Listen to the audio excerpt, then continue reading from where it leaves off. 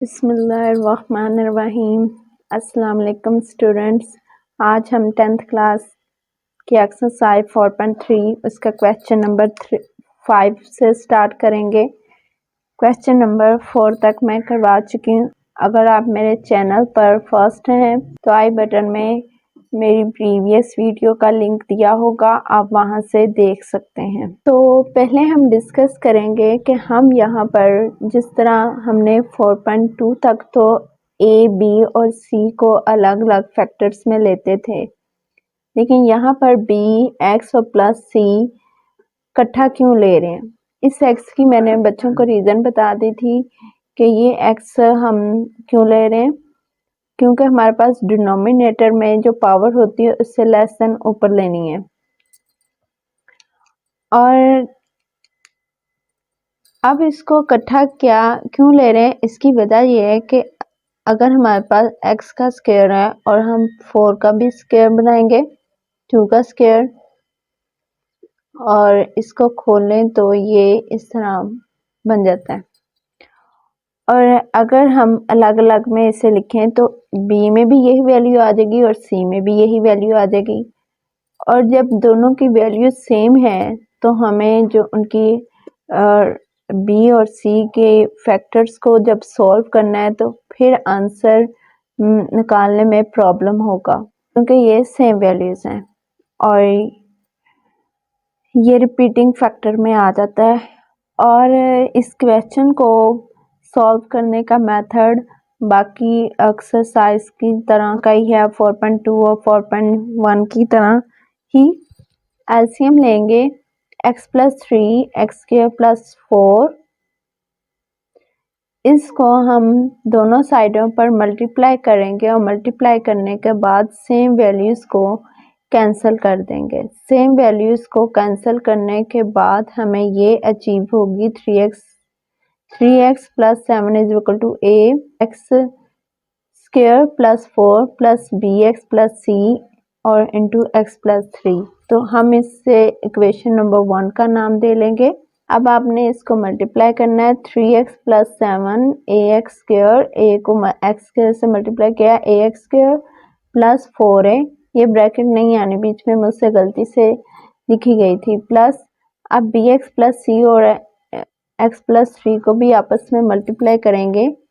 तो मैंने अपनी तमाम वीडियोस में मल्टीप्लाई करना बताया है, तो यहाँ जो न्यू स्टूडेंट्स हैं उनके लिए भी बता देती हूँ। bx square plus cx plus 3bcx plus 3c। अब इन तमाम वैल्यूज को लिखा है, bx square plus 3bx plus cf plus 3। अब हम अपने पहले फैक्टर a की वैल्यूज लेंगे x प्लस 3, उसको 0 के इक्वल रखेंगे और x की वैल्यू निकालेंगे -3 और इस इक्वेशन नंबर 1 में इसको पुट करेंगे। तो मैं इसमें से स्किप कर दूंगी क्योंकि इसमें से आंसर 0 ही आएगा। तो मैं इसमें और इसमें उसको पुट करूंगी। पुट किया 3 into -3 plus 7 is equal to a -3 का स्क्वायर, क्योंकि x का स्क्वायर है, प्लस 4। 3 को 3 से मल्टीप्लाई किया, -9 प्लस 7, 3 का स्क्वायर ओपन किया, 9 प्लस 4, 9 में से 7 माइनस करूंगी तो -2 और 9 प्लस 4 इज इक्वल टू 13। अब 13 इधर मल्टीप्लाई का इस साइड पर जाके डिवाइड का हो जाएगा, तो ये a की वैल्यू मेरे पास अचीव होगी -2/13। अब b और c की वैल्यू निकालने के लिए मैं कंपेयर या मुवाजना करूंगी एक्स स्क्वायर का और एक्स का। तो मुवाजना करने का मैंने स्टूडेंट्स को बताया हुआ था। आपने एक्स स्क्वायर वाली वैल्यूज को कॉमन कर लेना है और फिर एक्स वाली वैल्यूज को कॉमन कर लेना है। कॉमन करने के बाद आप देखेंगे कि एक्स स्क्वायर की इस साइड पर कोई वैल्यू है कि नहीं। तो एक्स स्क्वायर की इधर कोई वैल्यू नहीं, तो हम a प्लस बी को इक्वल रखेंगे 0 के, और a की वैल्यू हमें हासिल हुई है -2/13, उसको पुट करेंगे।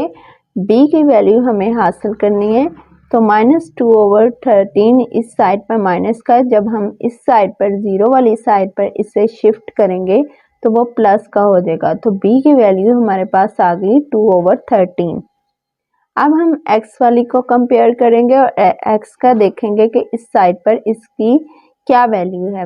3b + c = 3, तो हम इसको 3 के इक्वल रखेंगे और b में इसकी वैल्यू को पुट करेंगे 2/13। 3 2 are 6, 6/13 प्लस 3 हो जाएगा। अब ये 6/13 इस साइड पर प्लस है और इस साइड पर जाके 3 वाली साइड पर जाके वो माइनस का हो जाएगा। अगेन अब नेक्स्ट आप इसका एलसीएम लेंगे 13, तो एलसीएम हमारे पास आ जाएगा और 13 को 3 से मल्टीप्लाई करेंगे 39, -13 को अगर 13 पे डिवाइड करें तो 1 होता है, 1 को 6 से मल्टीप्लाई करें तो 6, 39 में से 6 आप माइनस करेंगे तो 33/13 हमारे पास c की वैल्यू होगी। और अब हमें जो हमने a b x + c लिया था इसमें इन वैल्यूज को दर्ज करना है, तो मैंने दर्ज कर दिया है। a का हमारे पास आंसर था -2/13 और b में हमारे पास 2/13 और प्लस c में 33/13, तो 13 कॉमन ही रहेगा। 13 को आप 2 टाइम्स नहीं मेंशन करेंगे, ओनली 1 टाइम करेंगे। This is our final answer. Next question number 6 इसी तरह है जैसे कि मैंने क्वेश्चन नंबर 5 करवाया है, तो वो आप खुद करेंगे। क्वेश्चन नंबर 7 है 1/x3 + 1। क्योंकि x का हमारे पास क्यूब है तो 1 का हम क्यूब ले लेंगे और अब ये फॉर्मूला बन रहा है हमारे पास a3 + b3। तो जब हमारे पास इस तरह हो तो हम उसे इस तरह ओपन करते हैं a + b a² - ab + b²। तो आप इसे फर्ज कर लें x को, ये हमारे पास a है और 1 को फर्ज कर लें ये हमारे पास b है।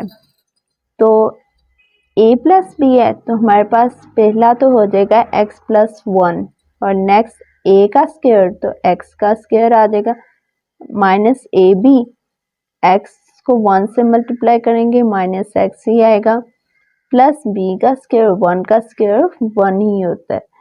तो हमने ये लिख लिया। अब हम इसके फ्रैक्शन बना लेंगे 1/x + 1 × x² - x + 1।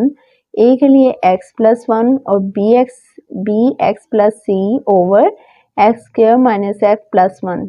अब इसी को एलसीएम लेके आप दोनों साइड पर मल्टीप्लाई करेंगे।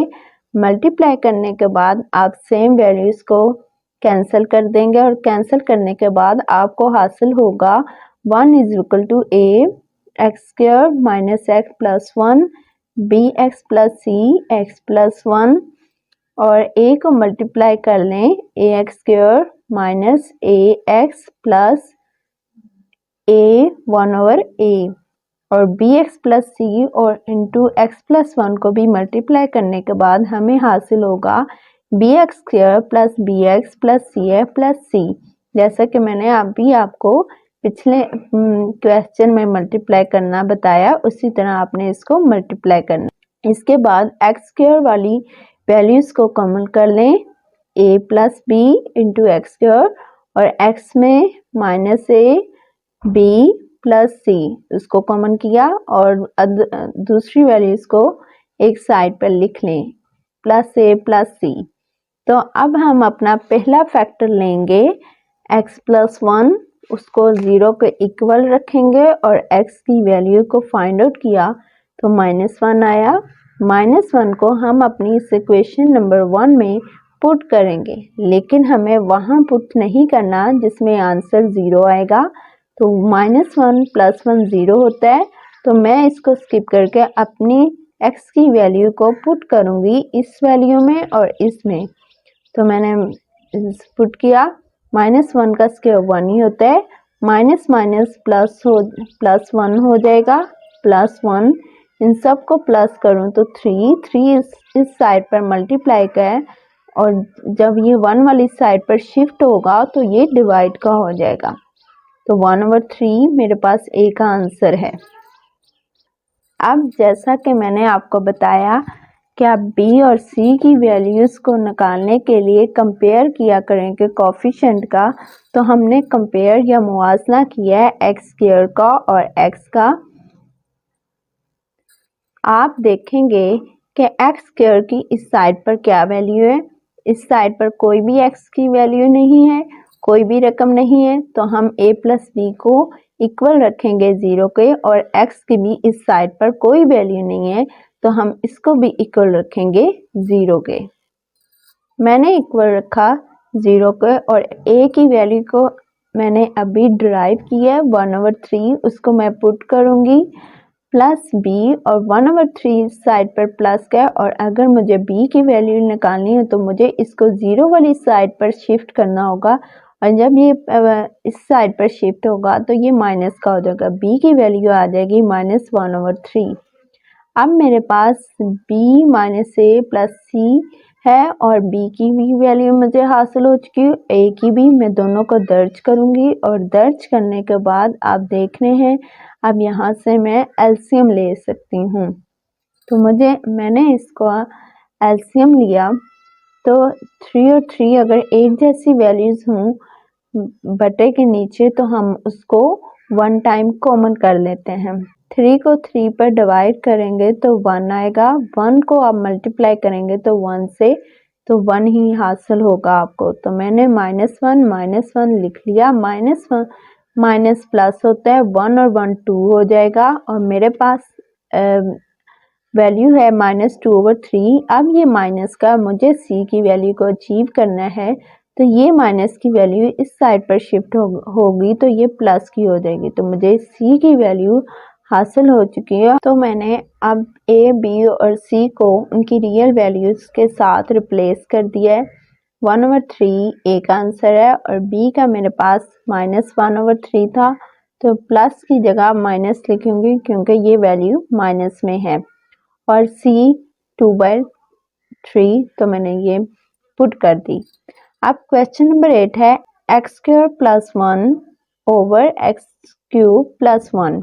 तो मैंने जैसे कि अभी आपसे क्वेश्चन नंबर 7 में भी डिस्कस किया कि अगर इसका क्यूब है तो आप 1 का क्यूब लेंगे, और अगेन मैंने फार्मूला आपको बता चुकी हूँ, उस फार्मूले के मुताबिक आप उसको खोलेंगे x + 1 इंटू x² - x + 1, और बाकी इसका मेथड सेम क्वेश्चन नंबर 7 की तरह है हल करने का, जो कि अब आप खुद करेंगे ताकि आपकी भी प्रैक्टिस हो जाए और ये चैप्टर आपको अच्छी तरह से याद हो जाए। वीडियो अच्छी लगे तो सब्सक्राइब, लाइक और शेयर करना मत भूलिएगा, और मेरे इस चैनल पर आपको केमिस्ट्री और मैथ्स के रिलेटेड वीडियोस मिलेंगी जिसमें उसके शॉर्ट और लॉन्ग क्वेश्चन 9-10 की केमिस्ट्री और मैथ के डिस्कस किए जाएंगे, जो मैं आपको सिखाऊंगी भी, आपको सॉल्व करके भी दूंगी। और अगर आप कनेक्टेड रहना चाहते हैं इस चैनल के साथ